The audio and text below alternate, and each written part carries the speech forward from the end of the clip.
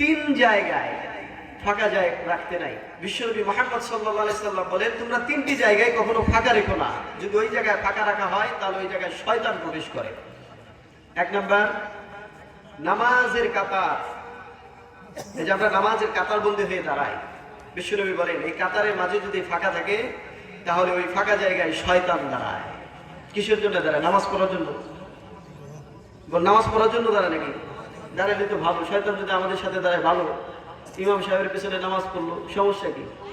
না ভাই, সে নামাজ পড়ার জন্য দাঁড়ায় না, বরং আমার আপনার নামাজে ডিস্টার্ব করার জন্য দাঁড়ায়। কথা বল ঠিক কিনা?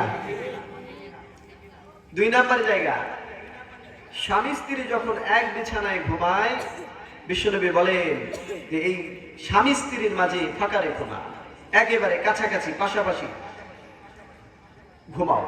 মাঝখানে যদি ফাঁকা রাখো, ওই ফাঁকা জায়গায় কে প্রবেশ করবে? শয়তান। কি করবে শয়তান প্রবেশ করে? ধরেন স্বামী একদিকে শুয়ে রয়েছে, স্ত্রী আর একদিকে।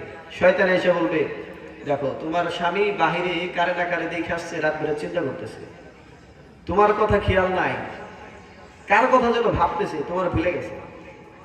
ওদিকে স্ত্রীরে শয়তান ধোঁকা দেবে, তোমার স্বামী কার কথা যেন ভাবতেছে, স্বামীকে ধোঁকা দেয়, তোমার স্ত্রী কার কথা যেন ভাবে, তাহলে তো তোমার কাছে চাই পাই শুধু, মাঝখানে ফাঁকা কেন? এই যে ধোঁকা, স্বামীর মনেও সন্দেহ ঢোকায় দেয়, স্ত্রীর মনেও সন্দেহ ঢোকায় দেয়। তাহলে এই জায়গায় ফাঁকা রাখলে ক্ষতি আছে না নাই? আর একটা জায়গা হচ্ছে এই যে মাহফিলের মজলিস, ইলমের মজলিস, এই মজলিসে ফাঁকা রাখলে শয়তান ঢোকে। তখন কি করে শয়তান ঢোকে? আলোচনার মনোযোগ নষ্ট করে দেয়।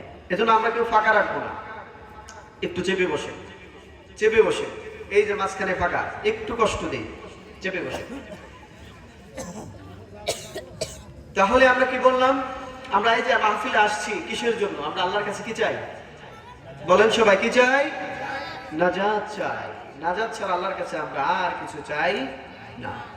আর কিছু যে চাই না আমি, চাই গো নাজাত। আল্লাহ তোমার কাছে আমার এই মোনাজাত, আল্লাহ তোমার কাছে আমার এই মোনাজাত। সকলে পড়ি আমিন। আমরা আল্লাহর কাছে নাজাত চাই।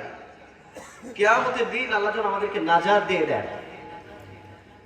আমরা আল্লাহ যেন আমাদের বিচার না করে। বিচার করলে আমরা ধরা পড়ে যাব। আল্লাহ যদি আমাদের বিচার করে, আমরা কি পার পাবো? আল্লাহর দয়া ছাড়া আমরা কেউ পার পাবো না। বিশ্বনবী মুহাম্মদ সাল্লাল্লাহু আলাইহি সাল্লাম আম্মা জান আয়েশাকে বললেন, আয়েশা, আল্লাহ যদি তোমার উপর দয়া না করে কিয়ামতের দিন তুমি নাজাত পাবে না। আল্লাহ যদি বিচারের কাঠগড়ায় দাঁড় করায় তাহলে তুমি ধরা খেয়ে যাবে। তোমার নামাজ তোমাকে মুক্তি দিতে পারবে না, তোমার হজ তোমাকে মুক্তি দিতে পারবে না, তোমার রোজা তোমাকে মুক্তি দিতে পারবে না। যদি নামাজের হিসাব নেয়, আমরা সবাই আটকে যাব। আমরা হিসাব দিতে পারবো? পারবো না। এজন্য আমরা বিচার যদি করে, আমরা সবাই আল্লাহর কাছে ধরা খেয়ে যাব। এজন্য আমরা চাই আল্লাহ যেন আমাদের বিচার না করে, আমাদের উপর কি করেন? দয়া করেন। কবি নজরুল ইসলাম তার কবিতার ভাষা অনেক সুন্দর বলেছেন, অনেক সুন্দর। রোজ হাসরে আল্লাহ আমার করুণা বিচার, আল্লাহ করুণা বিচার। বিচার চাহে না তব দয়া চাহে এই গুনাহগার, আল্লাহ করুণা বিচার। আমিন। আমরা বিচার চাই না, আল্লাহর কাছে কি চাই? আমরা করুণা চাই, দয়া চাই। আল্লাহ যেন করুণা করে, দয়া করে আল্লাহ তাআলা আমাদেরকে জান্নাতবাসী করেন। সকলে বলছি আমিন।